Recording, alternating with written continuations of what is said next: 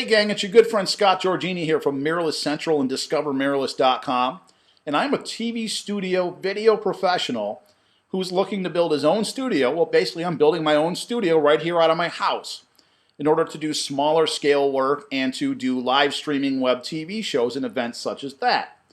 One of the biggest questions I get asked by people is, why would I choose a mirrorless camera system to achieve that goal? And I'll tell you what, I've listed my top 7 reasons. I'm going to rattle them off so that you can better understand my thinking and why I went towards mirrorless camera systems. Now, number 1, I want to produce high quality, high definition video. A lot of the things I'll be producing and shooting will be on TV, so they have to be the highest quality available. Now, of course, there's a lot of camera systems and a lot of solutions that would help me to do that.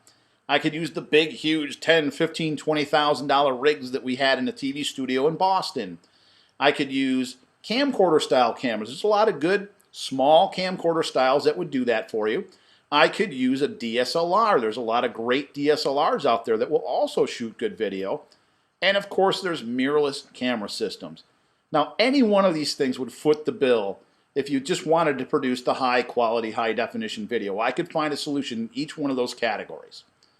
Now, the second category that I'm looking at is the lenses, the lens options, interchangeable lenses. Let's face it, you can get a lot of great effects using interchangeable lenses. The shallow depth of field for the blurred backgrounds and all the things you can do with that. There's wide-angle fisheye lenses. There's all kinds of things that would give you the coolest looks that you can't necessarily achieve with a camcorder style.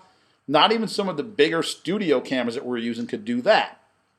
DSLRs obviously can, and of course, interchangeable lens mirrorless cameras as well.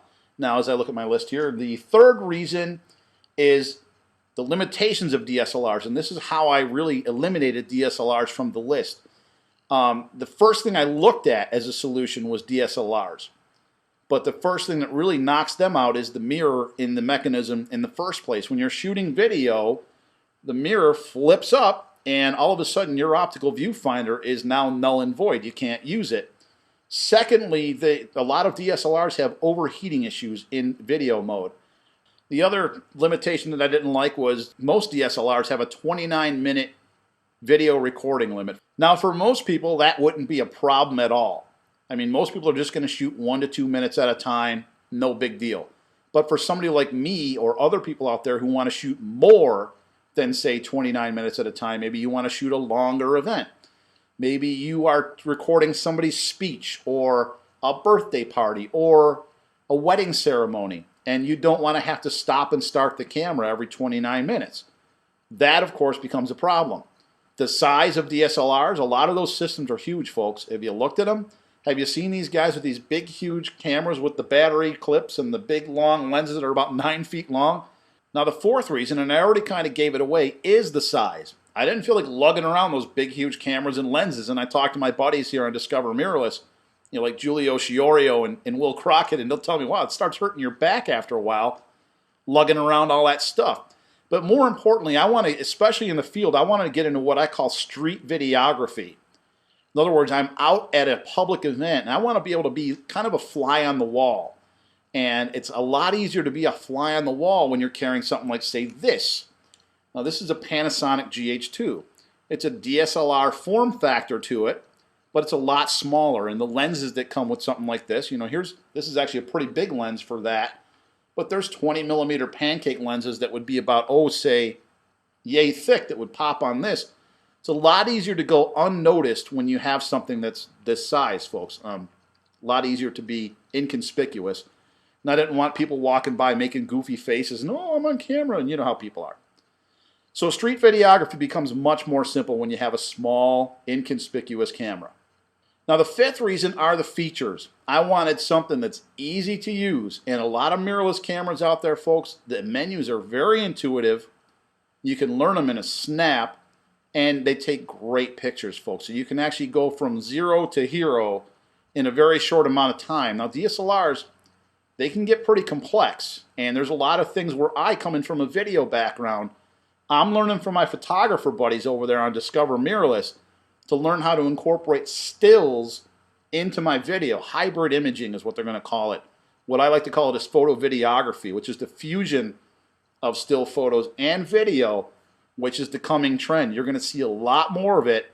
So pay attention to this stuff we're putting here on Discover Mirrorless and at Mirrorless Central that will show you what we're talking about. Now also the technology that's being built into mirrorless cameras, all the coming trends are being built into mirrorless. As a matter of fact, mirrorless is the coming trend, folks.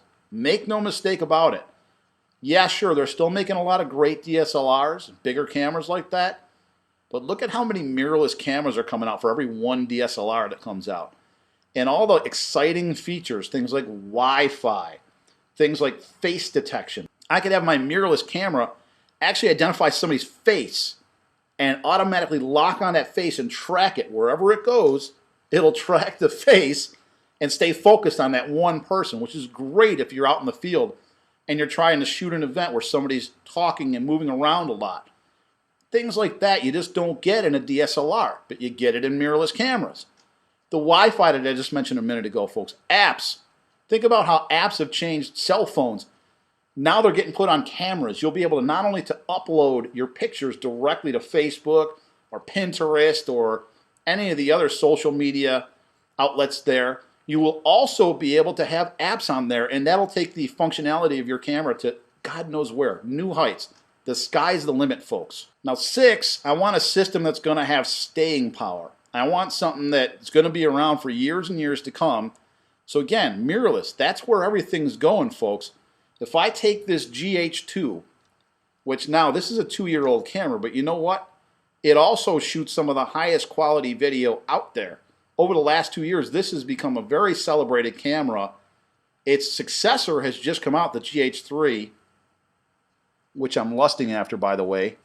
But you know what? This camera right here, just this year in a shootout by a company called Zacuto, which makes a lot of camera accessories, did very well. They pitted against everything from an iPhone all the way up to like $100,000 cameras like a Red Epic or an Arri Alexa video camera that are made to shoot movies, Hollywood movies. And you know what, folks? Hollywood luminaries like Francis Ford Coppola picked this as one of the best video cameras in the whole test. And you know what? Now that the GH3 is out, you can get this little guy for about $700. It's basically stealing it, folks. So again, there's a lot of options with mirrorless. It's here to stay. It's not going anywhere, folks. It's just getting better. As a matter of fact, this is, if you want to narrow that down a little more, this is a Micro Four Thirds camera, and I chose Micro Four Thirds specifically because I'm starting from scratch with this, and Micro Four Thirds has more lenses than any other category in mirrorless. And between Panasonic and Olympus, there's a lot of great Micro Four Thirds cameras coming out. So I'm going to start with a GH2. I will move up to a GH3. My vision is to have more than one camera. So I will be collecting many different Micro Four Thirds cameras, and the lenses will be interchangeable and swappable and usable by any of them. So that was one of the strong reasons why I went mirrorless, and specifically Micro Four Thirds. Last but not least, the cost. You know, if I were to go for one of those big, huge studio rigs that we used in Boston, it would cost me probably 10 grand, 15 grand, even more. If I went for a DSLR to get a good one, a high quality camera, you're talking probably $2,000 without a lens, minimum. And the lenses themselves cost a lot more. Now, I just showed you this lens here that my buddy Crockett there at Discover Mirrorless lent me to use, and this is a Panasonic 45 by 175 zoom lens. A lot of the lenses that I want to pick up for my Micro Four Thirds systems are relatively inexpensive for the quality that you're getting. For example, the Olympus 45mm f1.8, it's only about $400, and that lens quality is absolutely unbelievable. And it's made by Zuiko or however you say that. High quality lenses. A lot of the Panasonic lenses are made in partnership with Leica, so you can get great lenses there as well. You know, my dream lens for Micro Four Thirds system at this point is the Voigtlander Nocton 25mm, and that's a f0.95 lens. It's amazing quality lens for both stills and video, and that's only about $1,000. If you were to get a lens of that quality for a DSLR system, probably closer to 2 grand just for a lens. So you can really see that mirrorless, you get the best quality, the best technology, and the best value all rolled up into one package. So look for me very soon to start popping out some videos using this little darling right here, the GH2, and testing more cameras as I get them in my little hands here for Mirrorless Central, and also the guys on Discover Mirrorless. Will Crockett, Julio Sciorio, all the rest of the gang there will be popping out some great videos as well. So we look forward to filling you guys in on what's going on in the mirrorless universe. Until next time, this is your good friend Scott Giorgini. Take care.